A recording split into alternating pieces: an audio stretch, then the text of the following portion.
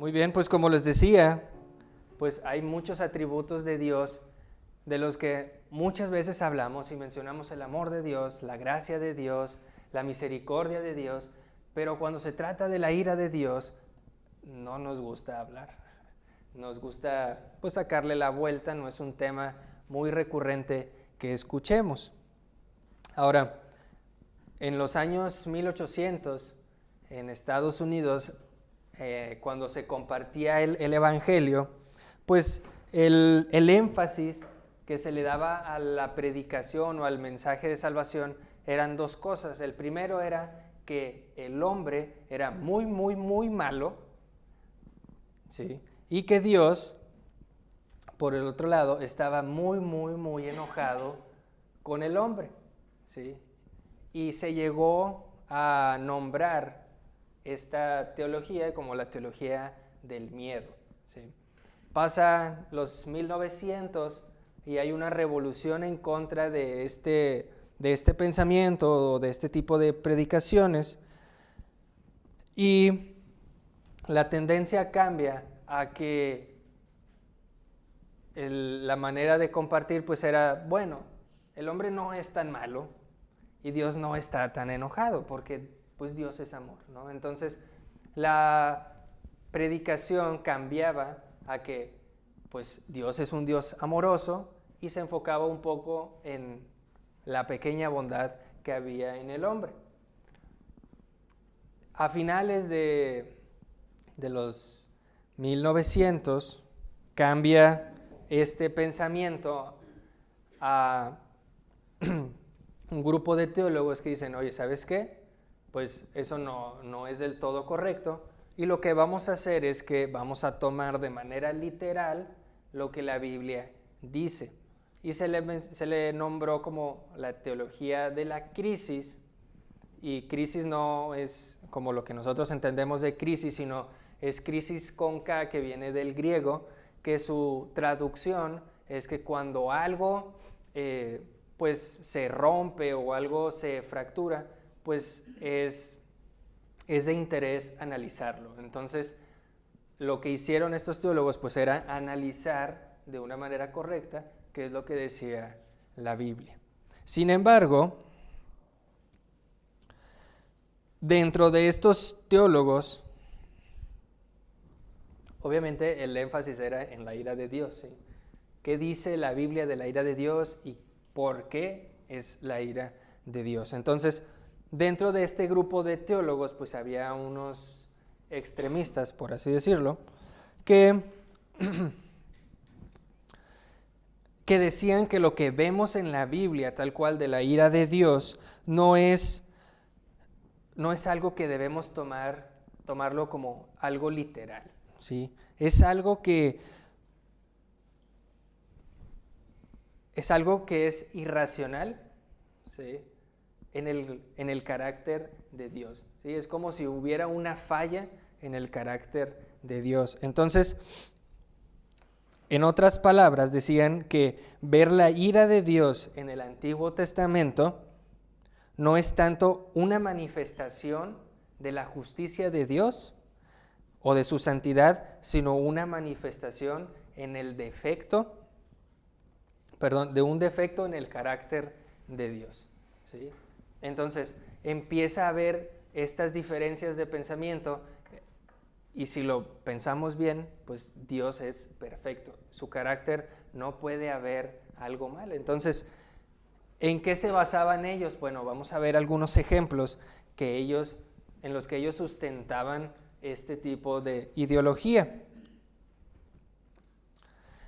Y es gracioso porque incluso dentro de estas corrientes hay teólogos que enfatizan que Dios tiene un lado oscuro, un lado como demoníaco, que en algunas ocasiones se refleja en esa ira descontrolada de Dios, ¿sí?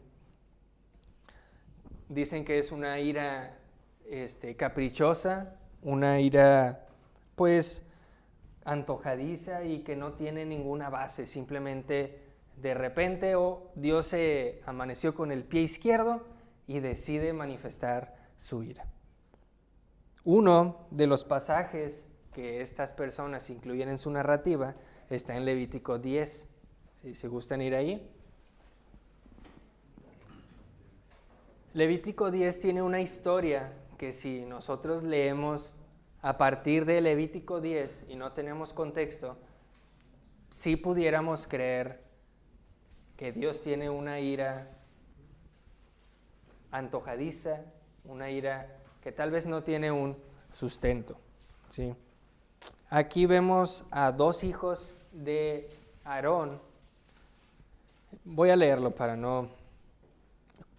aquellos que no conocen la historia, conocerlo un poquito más.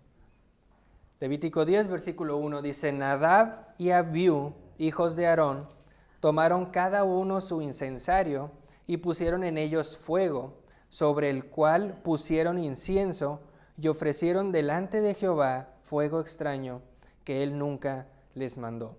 Y salió fuego de delante de Jehová y los quemó y murieron delante de Jehová. Vamos a detenernos ahí. Entonces, este relato, si lo leemos así, pues parece indicarnos un ejemplo de esa manifestación rápida de la ira de Dios, ¿sí?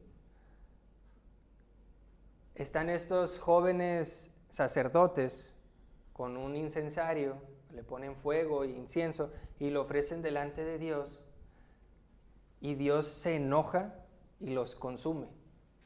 Y bien podríamos decir, oye, pues estaban ofreciendo algo a Dios, ¿por qué los mató? Ahora, si leemos entre líneas, imagínense qué habrá pensado Aarón, qué habrá dicho al ver a sus hijos ahí quemados. Vamos a tratar de imaginarlo. Ahora, recuerden que antes de este suceso, Dios había ordenado una ceremonia muy elaborada para consagrar a Aarón y a su familia como una familia de sacerdotes. Había ordenado con detalle el diseño de las prendas que iban a usar, ¿sí? Cada prenda iba a tener ciertas, 12 piedras, y cada piedra pues era una piedra preciosa y representaba algo. Esas prendas pues representaban gloria y pues en parte belleza. Entonces, imagínense cómo pudo haberse sentido Aarón al momento de ver a sus hijos que también habían sido consagrados para el sacerdocio, ¿sí? Ahora, pues no sabemos qué los llevó a hacer eso, cómo es que nadie los estaba vigilando, pero pudiéramos pensar que pues eran jóvenes, eran tal vez inmaduros y decidieron experimentar. Vamos a hacernos los sacerdotes. Al final de tiempo, pues mi papá va a morir y nosotros vamos a encargar del changarro. Pero eso que Dios les había consagrado, esa tarea, era algo santo, era algo que no se podía tomar a la ligera. Entonces imagínense, van al altar y sin previo aviso ni reprensión alguna, ¡zas!, Dios los consume con un fuego. Entonces imagínense a Aarón yendo con Moisés. ¿Qué clase de Dios es este que adoramos? ¿Qué clase de Dios es este que servimos? Y vean versículo 3 lo que dice la Biblia. Dice: entonces dijo Moisés a Aarón: esto es lo que habló Jehová, diciendo: en los que a mí se acercan me santificaré, y en presencia de todo el pueblo seré glorificado. ¿Y qué dice al final? Y Aarón cayó. Entonces, es como... será creer que Aarón quedó inmóvil al momento de que Dios habló y le dijo: mira, Aarón, probablemente es muy difícil para ti esto, pero recuerden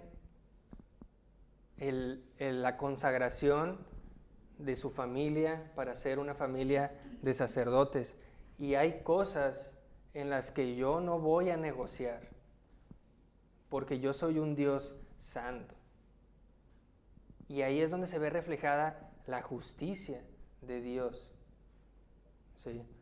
Dios los consumió porque ellos no respetaron la ley que Dios les había dado. Hay principios que Dios da y hay principios que esos que Dios da no permite que se juegue con ellos. Y es por eso que Dios mató a los hijos de Aarón. Y ante tal vez esto que dijo Dios, pues a Aarón solo le tocó callar. Recordar lo que Dios les había mandado, pues hizo que Aarón callara y dijera, pues no hay de otra. Ahora, esta no es la única historia que vemos de tal vez de esta ira de Dios. Hay otra, tal vez conocida por algunos, tal vez por otros no saben ni quién es, pero ¿alguien sabe quién es Uzá? Uzá, de la familia de los coatitas. Si quieren ir a Segunda de Reyes, Segunda de Samuel.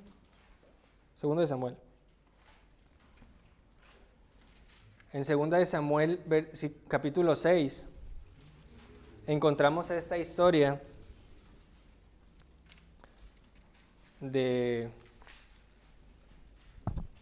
Usa, Segunda de Samuel 6.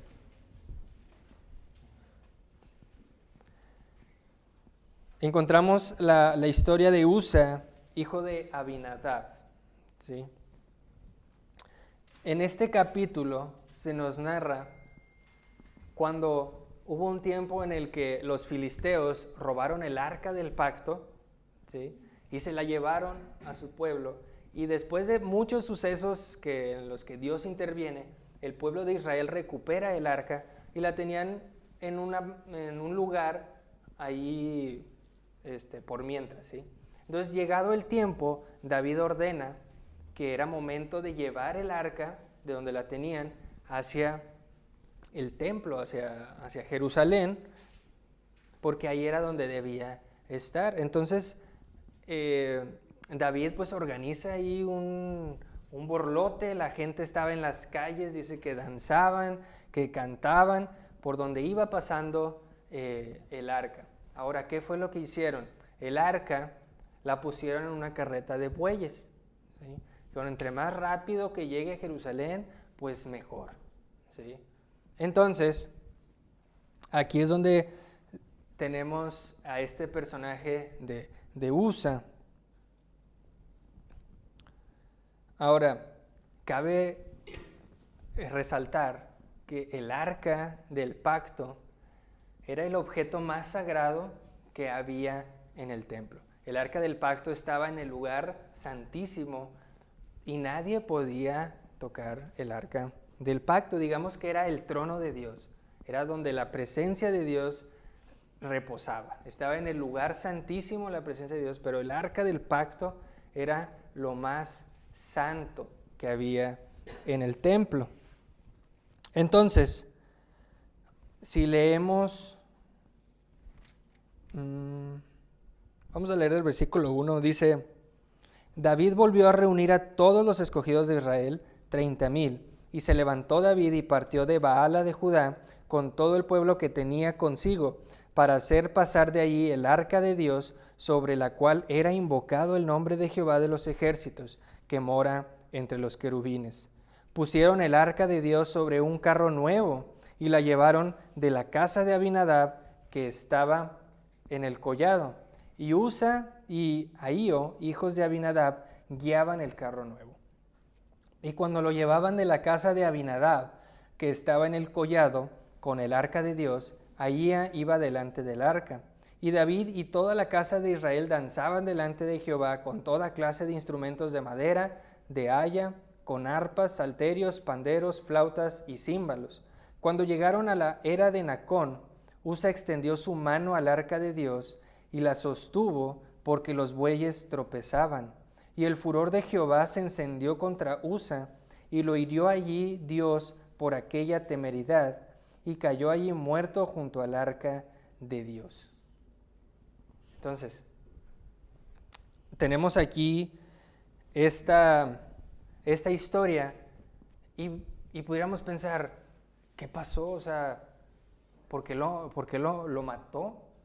¿Por qué no se abrieron los cielos y salió una voz y decir, gracias, Usa, se iba a caer el arca del pacto, se iba a caer mi trono y tú lo libraste de que cayera en el barro y se ensuciara?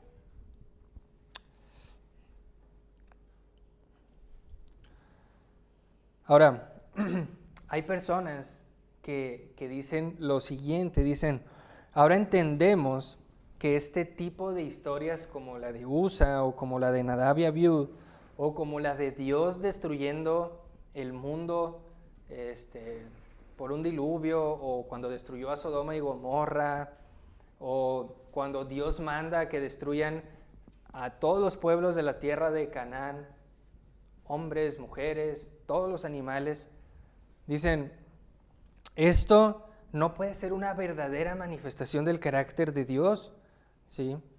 Y menos con lo que se nos refleja en el Nuevo Testamento. Dice, tal vez lo que tenemos aquí de relatos es porque si nos ponemos a pensar, estas personas pues no tenían estudios, no tenían una formación académica, no tenían una teología bien definida, y lo que pasó con Usa es que al momento que tocó el arca le dio un paro cardíaco y se murió, y los que estaban ahí se lo atribuyeron a Dios. Entonces hay gente que piensa de esa manera, ¿sí? Que no toman con verdadera seriedad los relatos de la Biblia, como si Dios permitiera que en su palabra hubiera un entendimiento de hombres de lo que realmente pasaba. Entonces, en otras palabras, estas personas pues les es impensable, no pueden asimilar que Dios tuviera algo que ver con la muerte de Usa, y menos si estaba haciendo una buena obra. Sin embargo, si nos ponemos a estudiar o a leer cuidadosamente qué es lo que pasa en los primeros libros, y más en Levítico o en Números, donde hay ordenanzas para cada una de las familias de Israel, nos encontramos que pues cada tribu tenía ciertas actividades, pero bien sabemos que la tribu de Leví estaba apartada, ¿para qué? Para el sacerdocio, para ministrar las actividades del templo. Entonces, Usa venía de la familia de los levitas, ¿sí? Era de la rama ahí de uno de los hermanos de Aarón. Entonces, vamos a Números, capítulo 4.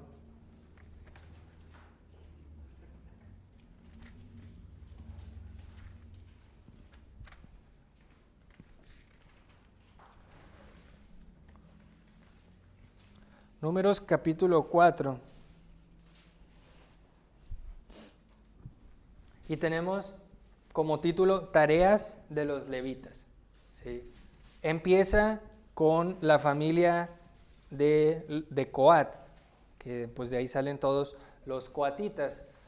Y no voy a tratar de leer todo el capítulo porque está muy extenso y todo lo que hacían los coatitas, pero en resumidas cuentas, la familia de Coat eran los encargados cuando el templo era tiempo de moverse, porque recordemos que cuando estuvieron en el desierto ahí vagando, pues el templo se tenía que estar moviendo de lugar en lugar, y los coatitas eran los encargados de envolver minuciosamente cada utensilio del templo y llevarlo hacia donde Dios les mandaba que tenían que llegar. Entonces ahí dice que lo envolvían con pieles de tejones y con unos velos y muchas especificaciones que tenían que hacer con cada utensilio del templo, ¿sí? Ahora, como familia de generación en generación, pues los padres le iban inculcando a los niños cuál era su vocación, qué era lo que tenían que hacer, y a lo mejor les enseñaban. Ya que tenían cierta edad, ya podían participar de este proceso. Creo que eran de hombres de, no sé si de 20 o 30 hasta 50, eran los encargados de realizar estas actividades. Entonces imagínense desde niños escuchando qué era lo que tenían que hacer y cómo debían de hacerlo, pues eso estaba en la mente de Usa. Y es por eso que probablemente el arca del pacto, cuando la recuperan con los filisteos, pues estaba en casa del papá de Usa, porque ellos eran los encargados de cómo debía moverse los utensilios del templo. Ahora, dice el versículo 15 del capítulo 4 de Números, dice, y cuando acaben Aarón y sus hijos de cubrir el santuario y todos los utensilios del santuario, cuando haya de mudarse el campamento, vendrán después de ello los hijos de Coat para llevarlos, pero, ¿qué dice? No tocarán cosa santa, no sea que mueran. Estas serán las cargas de los hijos de Coat en el tabernáculo de reunión. Entonces, la instrucción fue clara. No sea que toquen cosa santa y mueran. Entonces, Dios dijo, si lo tocas, morirás. No hay letras chiquitas de que, bueno, vamos a ver por qué fue que la tocó. Si la tocó porque se estaba cayendo el arca, pues le perdonamos la vida. No, decía, no la toques.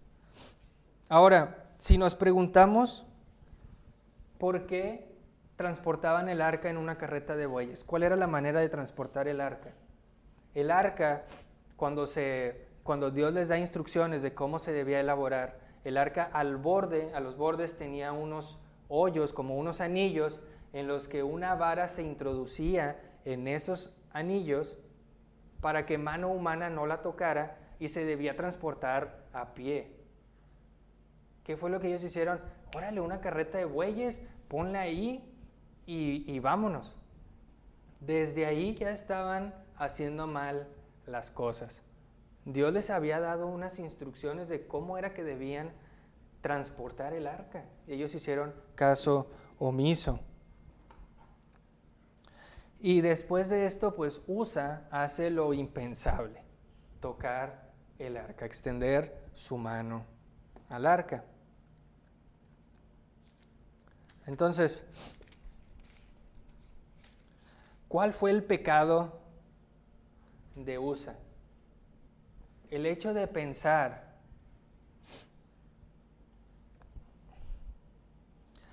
que sus manos estaban menos contaminadas que el barro hizo que Usa muriera en ese instante. Si nos ponemos a pensar, la tierra, el suelo que estaba ahí por donde pasaban los bueyes, pues está haciendo lo que Dios la mandó a hacer. Es tierra, y cuando la tierra se seca, se hace polvo, y si se moja, se hace barro. La tierra sigue la ley de Dios, y el hombre no. El hombre se le ha dado una ley y no la respeta. Quebranta la ley de Dios, y Usa pensó que él estaba más limpio que la tierra y puso su mano pecadora en el objeto más santo que hay, en el objeto donde Dios reposaba su presencia aquí en la tierra.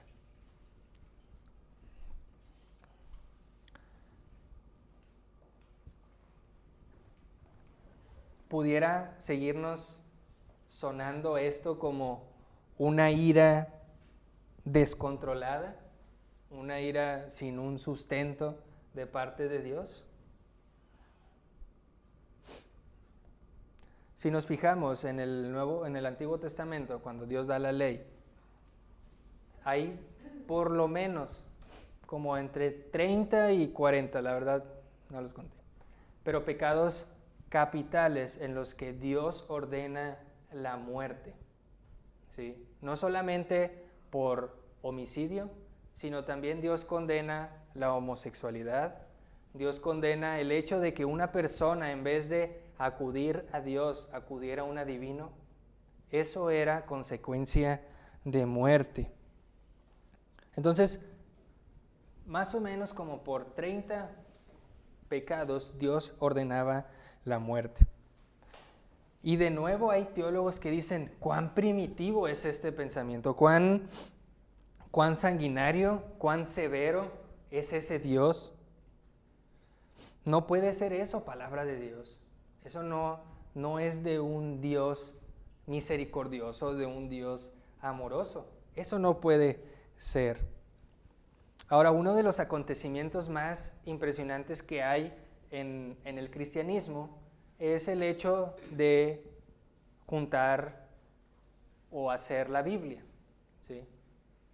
En los primeros siglos del cristianismo, pues se tenían, digamos, las cartas de Pablo, pero por separado, se tenían a lo mejor los evangelios, pero nadie se había dado a la tarea de recopilarlos en un mismo libro.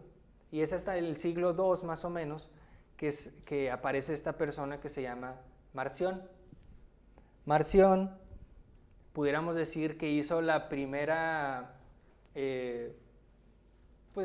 la primera Biblia, por así decirlo. Sin embargo, esta Biblia estaba un poco curiosa, porque no incluía el Antiguo Testamento, no incluía los evangelios, solamente incluía algunas cartas de Pablo, ¿sí?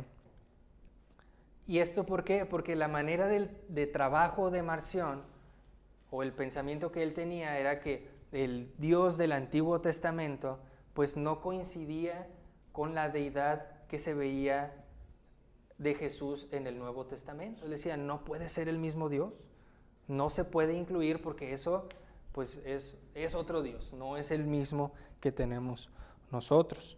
Entonces, este canon que hizo Marción pues tenía esa ausencia de estos libros y más de todo el Antiguo Testamento.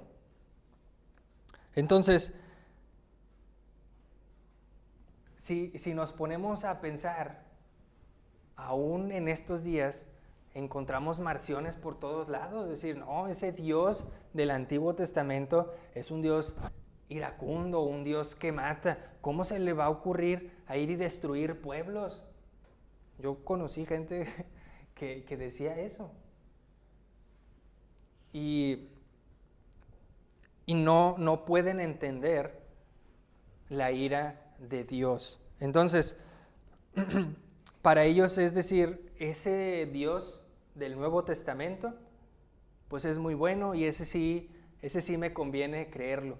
Pero ese del Antiguo es demasiado para mí y no quiero nada que ver con él. Y sí, tal vez si comparamos lo que vemos en el Antiguo Testamento con lo que vemos con el Nuevo, pues sí pudiéramos decir, pues es un Dios más severo. Pudiéramos decir que se manifiesta más esa parte del carácter de Dios que en el Nuevo Testamento.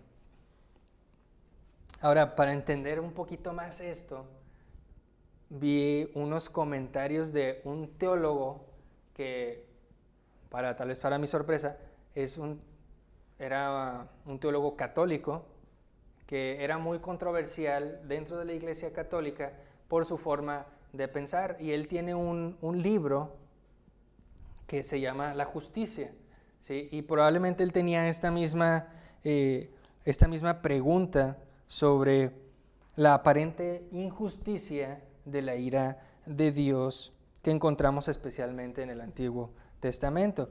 Y él dice lo siguiente: el verdadero misterio de la iniquidad o el real rompecabezas no es que un Dios santo y justo deba ejercer justicia. ¿Qué hay de misterio en un Creador santo que por su propia voluntad castigue a las criaturas desobedientes? El verdadero misterio, dice él, es por qué Dios de generación en generación en generación tolera criaturas rebeldes que cometen traición cósmica en contra de su autoridad. ¿Lo habían pensado así?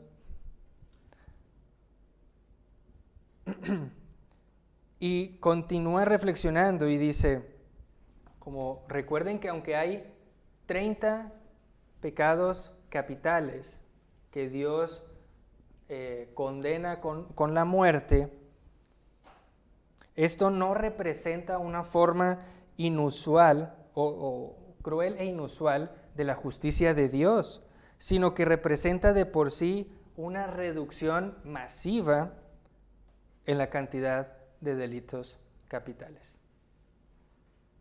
¿Y esto por qué? Acuérdense de las reglas en el huerto del Edén. Dios crea al hombre del polvo. Tenemos un Dios, como dijeron hace rato, omnipotente, omnipresente, omnisciente, misericordioso, amoroso, y sopló aliento de vida en la tierra, en el barro, y crea a un ser, pues a su semejanza, crea al hombre, y dice que fue hecho a su semejanza. Y luego no solo eso, sino que le da el estatus más alto sobre la tierra, le dice que va a gobernar a las criaturas que Dios había creado previamente. Y la mayor bendición que le da es ese don de vida, estampado a ese pedazo de barro que Dios creó como hombre y mujer. Y dice Ezequiel, dice, el alma que pecare, esa morirá. Entonces, todo pecado en la creación fue contado como un pecado o como un delito capital. Les dijo Dios a Adán y Eva, no coman de este árbol, porque el día que comieres, de cierto morirás. Entonces, por eso es que dice este teólogo que esos 30 pecados capitales, pues simplemente es una reducción masiva de los pecados capitales que debería haber. O sea, en teoría, una mentira que es un pecado, muerto. Pues cualquier otro pecado, una desobediencia, pecado, muerto.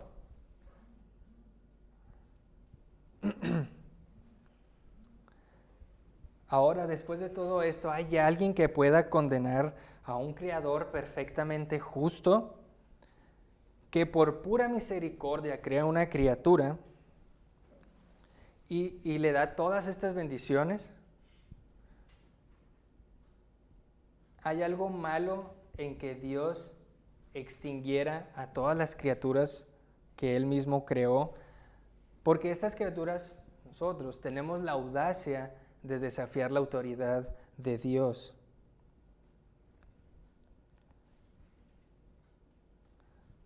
¿Se ha detenido a pensar qué es lo más mínimo involucrado en el más mínimo pecado? Sí. Aún y con una mentirilla blanca, estamos diciendo que mi autoridad está sobre la autoridad de Dios. Ahora, hoy en día hay gente que practica cosas como el aborto y luego ellos dicen, yo tengo la autoridad moral de hacer eso. Es mi cuerpo y yo mando sobre mi cuerpo. Si algo sé de Dios, es que Dios no le ha dado la autoridad a nadie de hacer eso. Y ahora, poquito peor, que cuando esas personas estén delante de Dios y decirles, yo tenía el derecho y la autoridad de hacer eso, en presencia de Dios, pues es más perturbador aún. ¿Quién tiene ese derecho? Pero incluso un pecado, tal vez que no lleva o no es tan alarmante como alguien que pudiera practicar este tipo de cosas. En ese pecado hay desafío de la autoridad de Dios, insulto su majestad y reto la justicia de Dios. Pero malamente estamos muy acostumbrados a hacer eso y a justificarnos de manera cuidadosa. Y justificamos nuestra desobediencia a Dios y tenemos o somos tan tercos en nuestros corazones y tenemos nuestras conciencias tan cauterizadas que pensamos que no es tan serio si hacemos un pecado, un pecadito. Decimos, pues Dios no va a hacer nada. Sin embargo, el desobedecer o el pecar en contra del Rey del universo, pues es como decía el teólogo, es traición cósmica.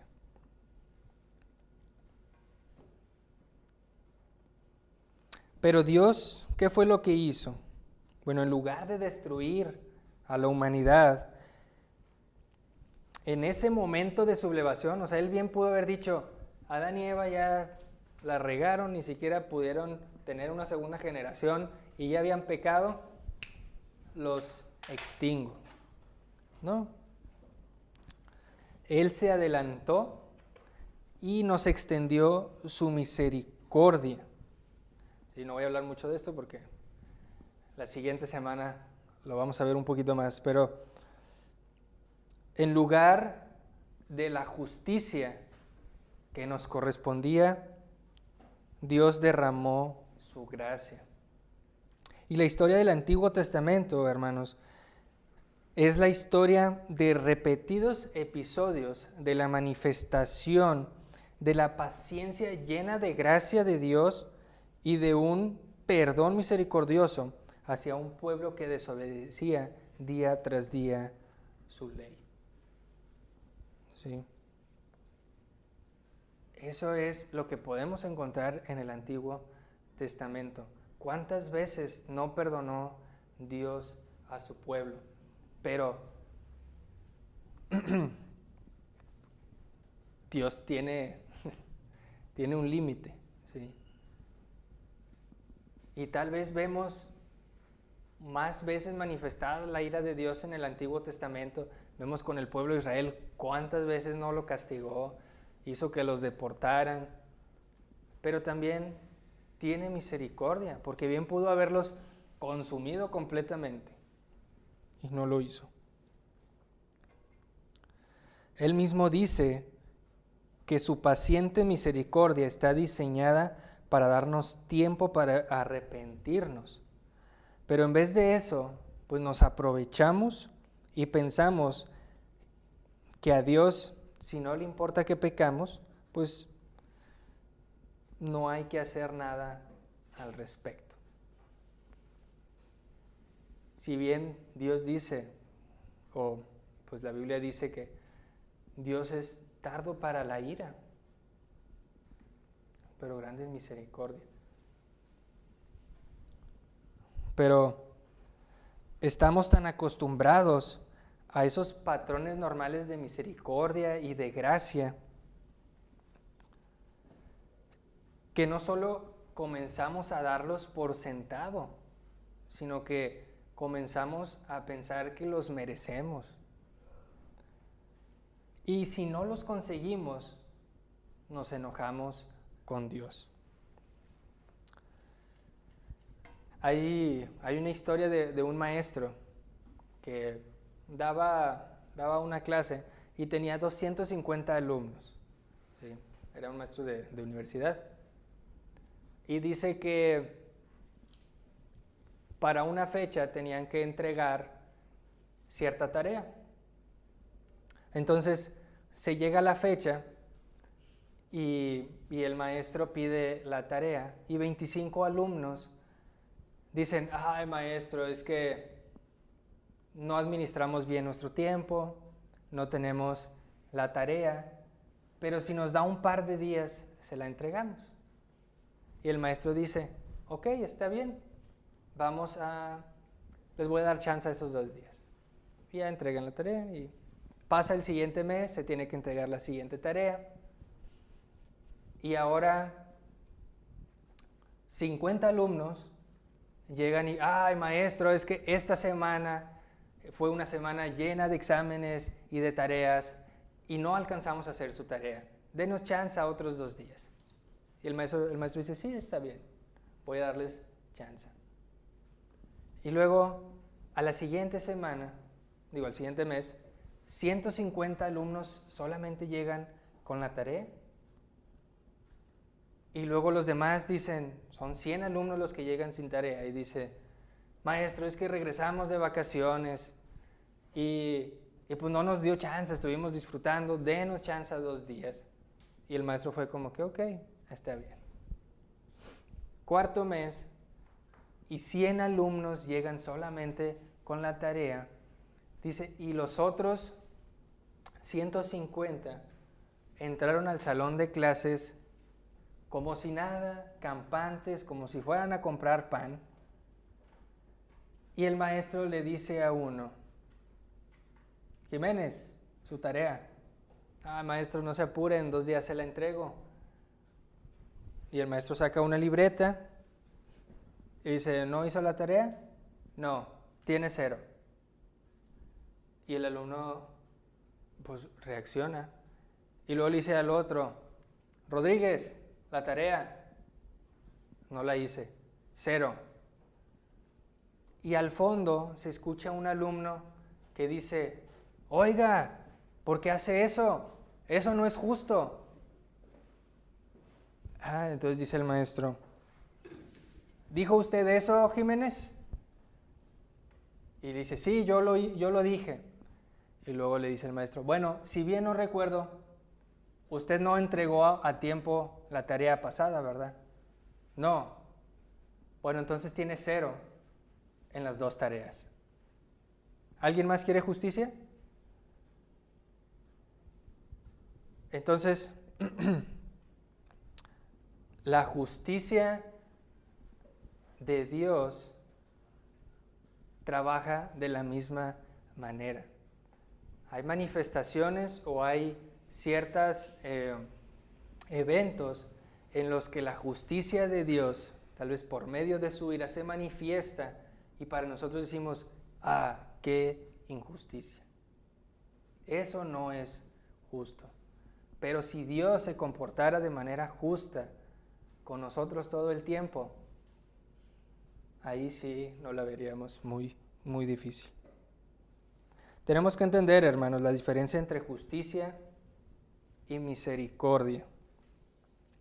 Al momento que nosotros pensamos que Dios nos debe misericordia, automáticamente una alarma debe sonar en nuestra cabeza y decir, ya estás tirando muy, muy desviado. No estás entendiendo lo que es la misericordia. Porque por definición la misericordia es voluntaria. Dios nunca está obligado a ser propicio con la criatura que es rebelde. Dios no nos debe misericordia. Como Él ha dicho, yo tendré misericordia de quien yo tenga misericordia. Voy a cerrar con esto. Un Dios santo es justo y misericordioso, pero nunca injusto.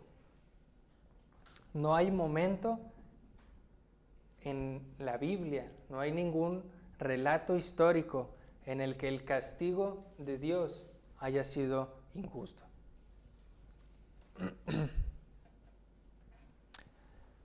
Dios simplemente no sabe cómo ser injusto. Dios es un Dios justo. Sin embargo, después de que he estudiado este tema, yo le doy gracias a Dios porque Él sabe cómo no ser justo. Y esto no quiere decir que sea injusto, porque eso es misericordia. No es injusticia. Así que cuando oren, no se les ocurra pedir por justicia. Así que Dios, como les digo, sabe no hacer justicia, porque en cuanto la pidamos, Él la podría dar y pereceríamos como Nadab, Abiud, como Usa, como Ananías y Zafira en el Nuevo Testamento. Así que la manifestación más grande de justicia que vemos en la Biblia, hermanos, es con el Señor Jesucristo. Veíamos hace rato que la ira de Dios se descargó en el Señor Jesucristo, porque Él demanda justicia. Y eso que el Señor Jesucristo padeció por nosotros era para nosotros. Y esa es la justicia de Dios. Vamos a darle gracias a Dios.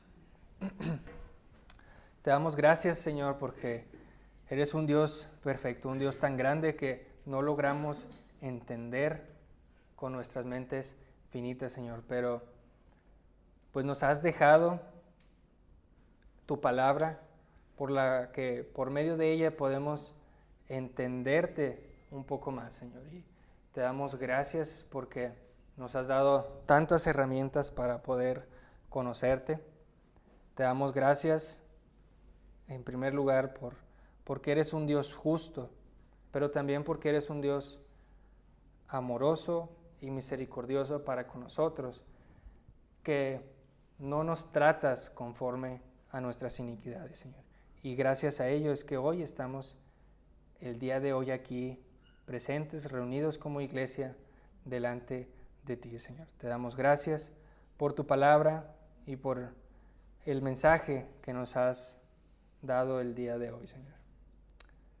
Bendecimos tu nombre por los méritos de nuestro Señor Jesucristo. Amén. Gracias.